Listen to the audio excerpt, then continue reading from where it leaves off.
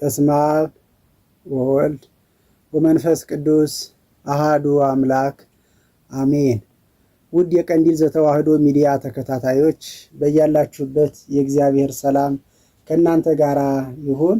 በዛሬው ዕለት ይዤላችሁ የቀረብሁት መሰረታዊ የሆነ የግዕዝ ትምህርት ይሆናል ማለት ነው።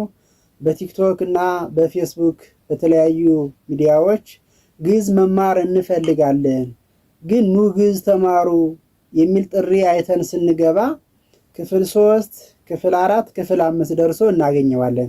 እኛ ደግሞ ከመጀመሪያው ከክፍል 1 ጀምረን መማር እንፈልጋለን ላላችሁኝ ይሄው በዛሬው ዕለት ከክፍል 1 ጀምሮ ብቻ ሳይሆን መግቢያ ነው ዛሬ የምንማማረው ማለት ነው። መግቢያ ጀምረን እንማማራለን።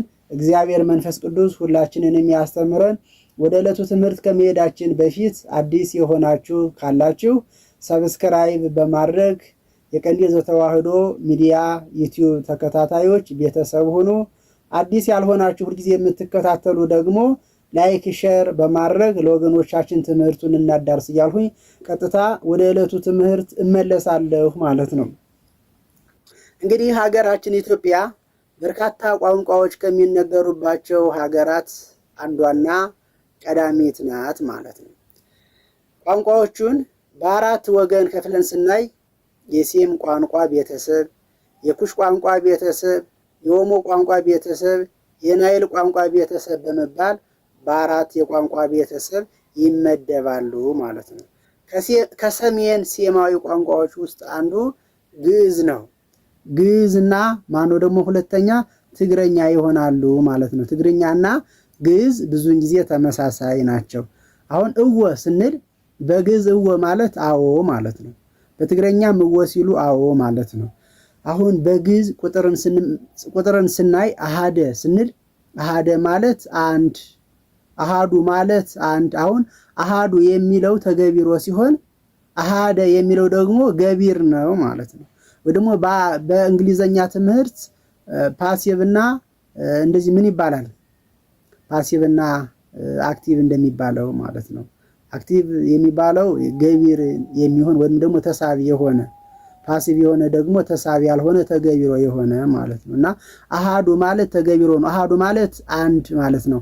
አሃደ ማለት አንድን ወይም ደግሞ አንድ አደረገ። አሃደ የሚለው ግስ ወይም ደግሞ አንቀጽ ከሆነ አንድ አደረገ ማለት ነው። ክልኤቱ ስንል ሁለት ማለታችን ነው። ክልኤተ ስንል ደግሞ ሁለትን። ሰለስቱ ስንል ሶስት፣ ሰለስተ ስንል ሶስትን፣ እነሱ ሸለሽተ ይላሉ። አርባዕቱ ስንል ሁለት፣ አራት፣ አርባዕተ ስንል ደግሞ አራትን፣ እነሱም ያው ተመሳሳይ ነው። አምስቱ ስንል አምስት ማለታችን ነው። አምስተ ስንል ደግሞ አምስትን የሚል ቃል እንይዛለን ወይም ደግሞ እንናገራለን። እነሱ ደግሞ ምን ይላሉ? አምስቱ የሚለውን አምሽቱ፣ አምስተ የሚለውን አምስተ የሚለውን የገቢር ቋንቋ ወይም ደግሞ ቃል አመሽተ ይላሉ ትግሬዎች ማለት ነው። ስለዚህ ትግሬኛና ግዕዝ ከሴማዊ ቋንቋ ይመደባል። ቋንቋቸውም ሙሉ በሙሉ ባይሆን የተወሰነ ላይ ይገናኛሉ ማለት ነው። እዚህ ላይ የምትይዙት ከሰሜን ሴማዊ ቋንቋዎች ውስጥ ግዕዝና ትግረኛ መሆኑን እንድትይዙልኝ ነው። ሌላው ከደቡባዊ ሴማዊ ቋንቋዎች ውስጥ ደግሞ አማርኛ፣ አርጎባ፣ ሐረር፣ ጋፋትና ጉራጌ ይሆናሉ ማለት ነው። ግዕዝ ቋንቋ የራሱ የሆነ ፊደል አለው፣ የራሱ የሆነ አሃዝ አለው፣ የራሱ የሆነ ስርዓተ ጽሕፈትና ንባብ አለው ማለት ነው። ቋንቋ መንፈሳዊም ዓለማዊም አይደለም፣ ሊሆንም አይችልም። ምክንያቱም ቋንቋ መግባቢያ ነውና ነው። እንስሳት ቋንቋ አላቸው፣ አዕዋፋት ቋንቋ አላቸው፣ አራዊት ቋንቋ አላቸው የሚግባቡበት ቋንቋ። ውሻ ራሱ ጅብ ሲመጣ የሚጮኸው ጩኸትና ዝም ብሎ የሚጮኸው ጩኸት ምልክት አለው። የሆነ ጠላት ሲመጣባቸው አንድ ውሻ ከጮኸ ሌሎች ውሻዎቹ ተሰብስበው ይሄዳሉ ማለት ነው። ድረሱልኝ ማለት ቋንቋ ስለሆነ ስለዚህ አይደለም ለሰው ልጅ ለእንስሳትም ቋንቋ አላቸው፣ ለአራዊትም ቋንቋ አላቸው፣ ለአዕዋፋት ቋንቋ አላቸው፣ ለመላእክት ምን አላቸው? ቋንቋ አላቸው ማለት ነው። በግዕዝ ቋንቋ ግን ታሪካዊና መንፈሳዊ ይዘት ያላቸው አያሌ መጻሕፍት ተጽፈዋል። ግዕዝ ቋንቋ ከ4ኛው እስከ 12ኛው መቶ ክፍለ ዘመን በኢትዮጵያ የጽሑፍ፣ የንግግር፣ የስነ ጽሑፍ አገልግሎት ይሰጥ ነበር ማለት ነው። አሁን ግን ትውልዱ ግዕዝ ቋንቋን እንደ ኋላ ቀርነት እንደ መሃይምነት በመቁጠር ወደ ውጭ ቋንቋዎች ፊቱን አዙሯል፣ ወጣቱ ህብረተሰቡ ማለት ነው። ይህንን ቋንቋ ይልቁን ምን ይላሉ? የደብተራ ቋንቋ፣ የቄስ ቋንቋ፣ የቄስ ቁጥር፣ የደብተራ ቁጥር እያሉ ቋንቋውን ከመጥላት ባለፈ ደግሞ ወደ ውጭ ቋንቋ እንድንሄድና ቋንቋውን እንዳንወደው ስለ ቋንቋው ጥናት እንዳናደርግ በተለይ ፖለቲከኞች የሰሩት ሴራ ነው ማለት ነው። በነገራችን ላይ ቋንቋ መንፈሳዊነትም የለው ዓለማዊነትም የለው። ቋንቋው ዓላማው ምንድን ነው? የሰው ልጅ ብቻ ሳይሆን ፍጡራንን እርስ በርስ እንዲግባቡ ማድረጊያ ነው። የሚያለያይ፣ የሚያጣላ፣ የሚያጋድል፣ የሚያጋጭ ሳይሆን የሚያግባባ፣ አንድ የሚያደርግ፣ ሰላም የሚፈጥር ነው ማለት ነው። ዛሬ የተወሰነም ቢሆን በኢትዮጵያ በአንዳንድ ዩኒቨርሲቲዎች እንደ ኮመን ኮርስ ይሰጣል ማለት ነው። በግቢ ጉባኤ፣ በሰንበት ትምህርት ቤቶች ለምሳሌ ዩኒቨርሲቲ የሚሰጥባቸው ላይ ስንመለከት ባህር ዳር ዩኒቨርሲቲ ግዕዝ ቋንቋ እየተሰጠ ነው እንደ ኮመን ኮርስ። ደብረ ማርቆስ ዩኒቨርሲቲ ማስታወቂያ አውጥቶ ነበር። የቋንቋ ሙያ ያላችሁ፣ የቋንቋ እውቀት ያላችሁ እንድትመዘገቡና ተፈትናችሁ እንድታስተምሩ የሚል ማስታወቂያ ወጥቶ ነበር ማለት ነው። በሀገራችን በኢትዮጵያ እነዚህ እኔ የማውቃቸው ናቸው። እናንተ የምታውቋቸው የተለያዩ ዩኒቨርሲቲዎች፣ ኮሌጆች ሊኖሩ ይችላሉ። የግል ኮሌጆች፣ የመንግስት ኮሌጆች፣ መምህራን ኮሌጅ የግዕዝ ቋንቋ እየተሰጠ ሊሆን ይችላል። ግን እኔ የማውቀው ነው። ወደ ውጭ ሀገር ከባህር ማዶ ስንሄድ ደግሞ ወደ አውሮፓ ስንሄድ እንደ ጀርመን ካሉ ሀገራት በዩኒቨርሲቲ ደረጃ እንደ አሜሪካን በቅርብ ጊዜ የቋንቋ ባለሙያ እንፈልጋለን ብለው ማስታወቂያ አውጥተው ነበር ማለት ነው።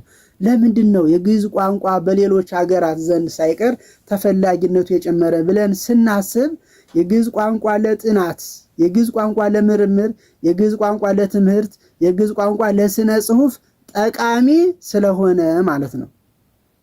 ስለዚህ የጥናት ዘርፍ ሆኖ በመገኘቱ ሰዎቹ፣ ምሁራኑ፣ ተመራማሪዎች ምን ብለውታል?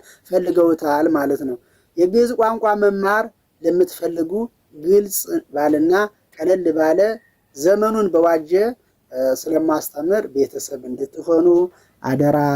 ግዕዝ ቋንቋን ተማሩ፣ ወቁ፣ ተመራመሩ፣ ተፈላሰፉ እላለሁ።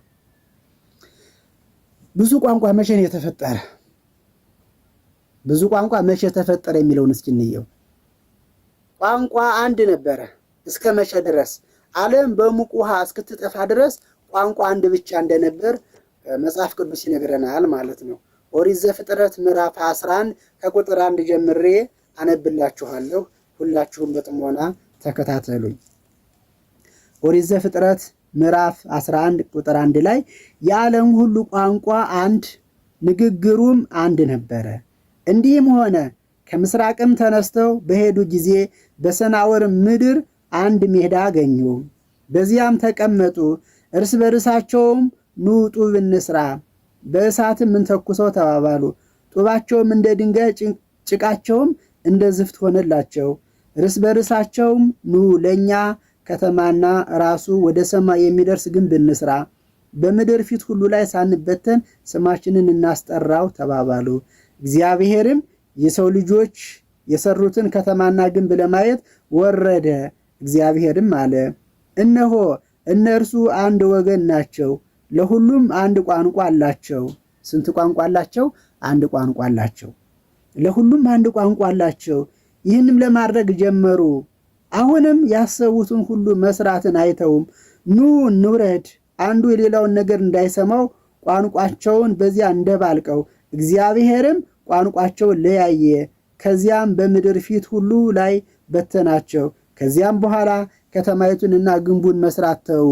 ስለዚህም ስሟ ባቢሎን ተባለ፣ እግዚአብሔር በዚያ የምድርን ቋንቋ ሁሉ ደባልቋልና። ከዚያም እግዚአብሔር በምድር ሁሉ ፊት ላይ እነርሱን በትኗቸዋል ይላል። በቋንቋው መደባለቅ አማካኝነት ማን ተባለች? ሀገሪቱ ስም ባቢሎን።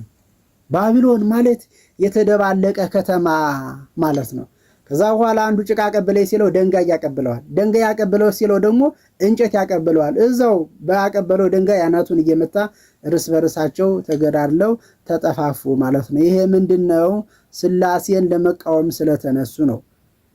መንግስት በመንግስትነቱ ንጉስ በመንግስትነቱ ቢገቡበት ቀናተኛ እንደሆነ፣ ወጣት በሚስቱ ቢገቡበት ቀናተኛ እንደሆነ፣ እግዚአብሔርን በአምላክነቱ ቢገቡበት ቀናተኛ ነውና እስመ አነ አምላክ ቀናኢ ወመስተበቅል ዘፈዲ ኃጢአተ አበው ላዕለ ውሉድ እስከ ነሳልስ ወራበ ትውልድ ይላል።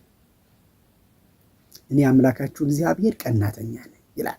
እኔ አምላካችሁ እግዚአብሔር ቀናተኛ ነኝ። እግዚአብሔር ሌላ ነገርን ኃጢአታችንን ይቅር ሊለን ይችላል፣ ሊታገሰን ይችላል። በአምላክነቱ ከመጣን ግን አይታገሰንም ማለት ነው።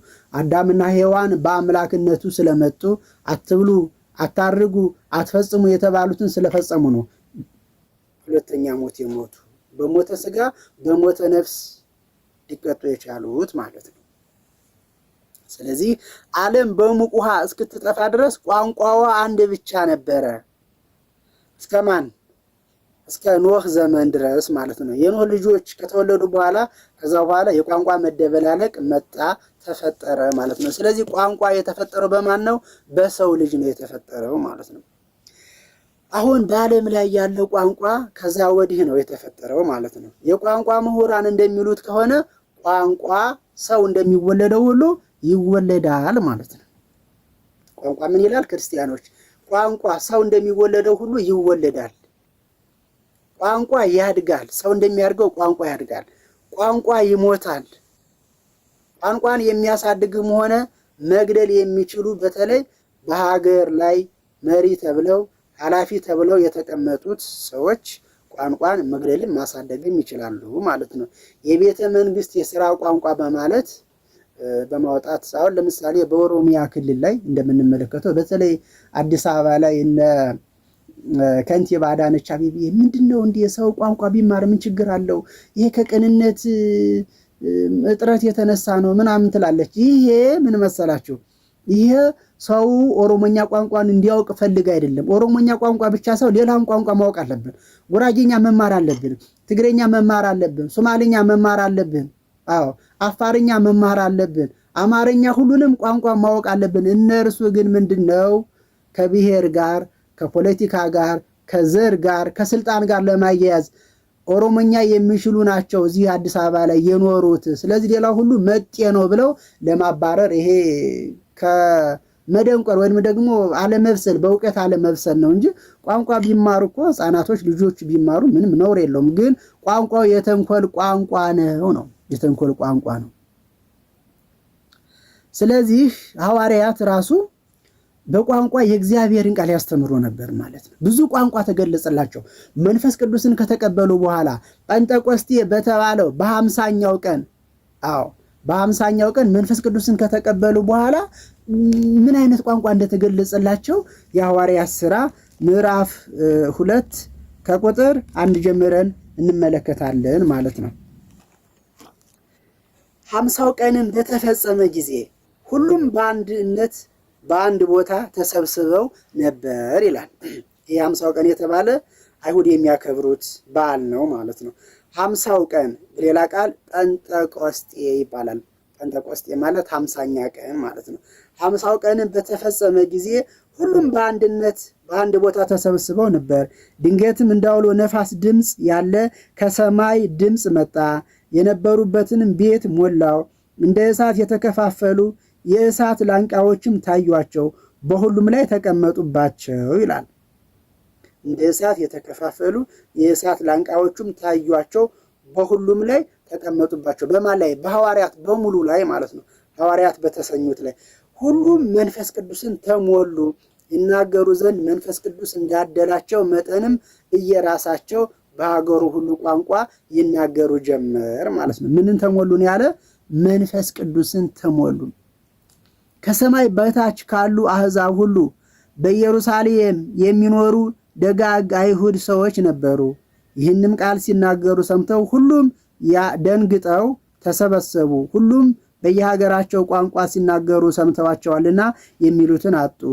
ተገረሙ፣ አደነቁም፣ እንዲህም አሉ፣ እነዚህ የሚናገሩት ሁሉ የገሊላ ሰዎች አይደሉምን? እንግዲህ በየሀገራችን ቋንቋ ሲናገሩ እንዴት እንሰማቸዋለን? አያችሁ እንግዲህ በየሀገራችን ቋንቋ ሲናገሩ እንዴት እንሰማቸዋለን ያሉ።